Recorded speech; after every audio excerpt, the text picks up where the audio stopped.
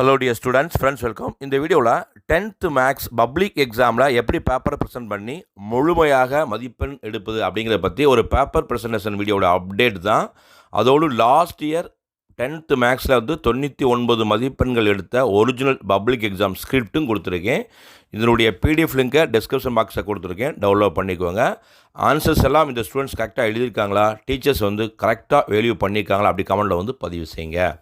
பொதுவாக மேக்ஸில் வந்து நம்ம முழுமையாக மதிப்பெண் எடுக்கணும்னா மேக்ஸை வந்து நல்லா நீங்கள் ப்ராப்பராக சாப்டர் வைஸாக எக்ஸசைஸ் சம்மையும் ஒர்க் அவுட் பண்ணணும், எக்ஸாம்பிள் சம்மையும் ஒர்க் அவுட் பண்ணணும்.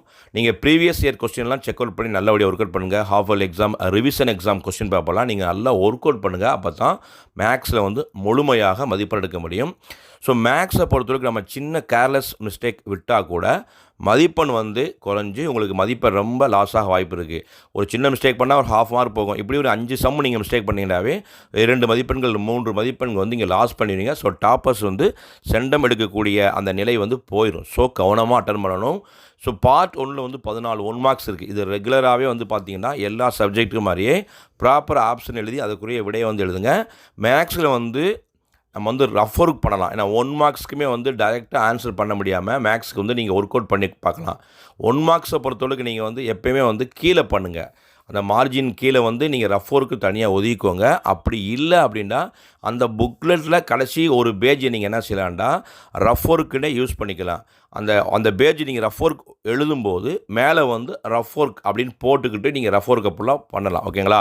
இது ஒரு ப்ராப்பர் மெத்தட் இருக்குது. அப்படி இல்லை சார், அதே பேஜ்லேயே கீழே நீங்கள் என்ன செய்யலாம், ஒரு மார்ஜின் போட்டுக்கிட்டு கீழே வந்து ரஃப் ஒர்க் பண்ணலாம்.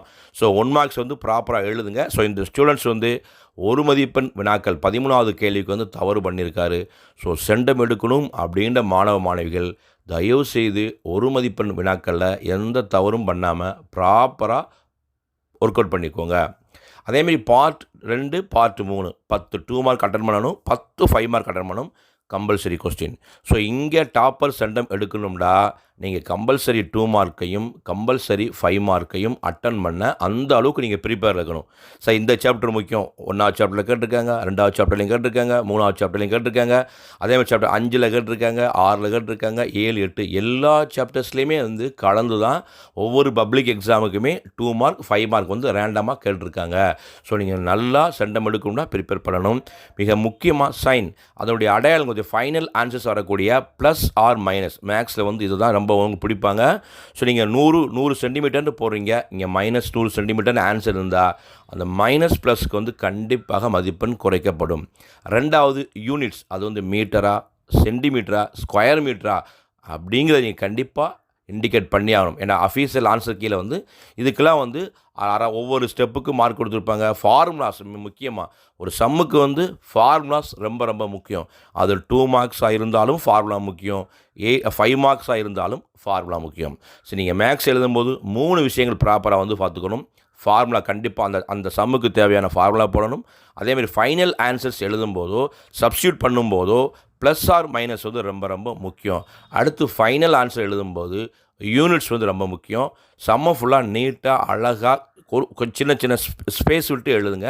ரஃப் ஒர்க்கை வந்து நீங்கள் அந்த பேஜ்லேயே கீழே ஒர்க் பண்ணிக்கலாம். அப்படின்னா சொல்ல மாதிரி அந்த புக்லெட்டில் வந்து கடைசியாக பண்ணிக்கோங்க. ப்ராப்பராக 10 2 மார்க் அட்டன் பண்ணணும், 10 5 மார்க் அட்டன் பண்ணணும். ப்ராப்பரான கொஸ்டின் நம்பர் போடுங்க. அழகாக நீட்டாக அடித்தல் திருத்தல் இல்லாமல் பண்ணுங்கள். ஓவர் ரேட்டிங் வந்து பண்ணாதீங்க. இன்கேஸ் சம்மில் அடித்தல் திருத்தல் வந்தால் அந்த சம்மை ஸ்ட்ரைக் அவுட் பண்ணிவிட்டு it was cancelled by me அப்படின்னு நீங்கள் எழுதிட்டு அடுத்த பேஜில் நீங்கள் என்ன செய்யலாம், சம் எழுத ஆரம்பிக்கலாம். அடுத்து குறிப்பாக 8 மார்க்ஸ். இதில் ஜாமெண்ட்ரி வடிவில் வரும்போது நீங்கள் ரஃப் டயக்ராம் போடுங்க, மெயின் டயக்ராம் போடுங்க. செய்முறை கன்ஸ்ட்ரக்ஷன் எழுத தேவை கிடையாது. சார் நிறையா ஸ்கூல் எழுத சொல்கிறாங்க சார், நாங்கள் எழுதி பழகிருக்கோம் அப்படின்னா அது உங்கள் பிரியங்கள். ஆனால் அதற்கு மதிப்பெண் வந்து கிடையாது. ரஃப் டயக்ராம் என்ன கொடுத்துருக்காங்களோ கிவன் எழுதுங்க. இப்போ வந்து ஆரம் கொடுத்துருப்பாங்க, விட்டம் நம்ம எழுதணும், அதோடைய ஃபைனல் ஆன்சர் எழுதணும்.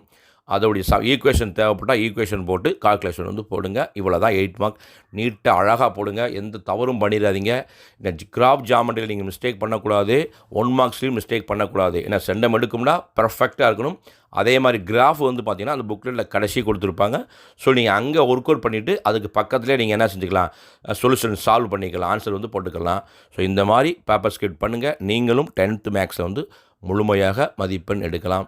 ஸோ இந்த ஸ்கிரிப்ட் சூப்பராக இருக்குது அப்படி கமெண்ட்டில் வந்து பதிவு செய்யுங்க. ஏதாவது குறைகள் இருந்தாலும் கமெண்ட்டை வந்து பதிவு செய்யுங்க. மறக்காமல் இந்த அப்டேட்டை உங்கள் ஃப்ரெண்ட்ஸுக்கும் ஷேர் பண்ணுங்கள். All the best. தேங்க்யூ.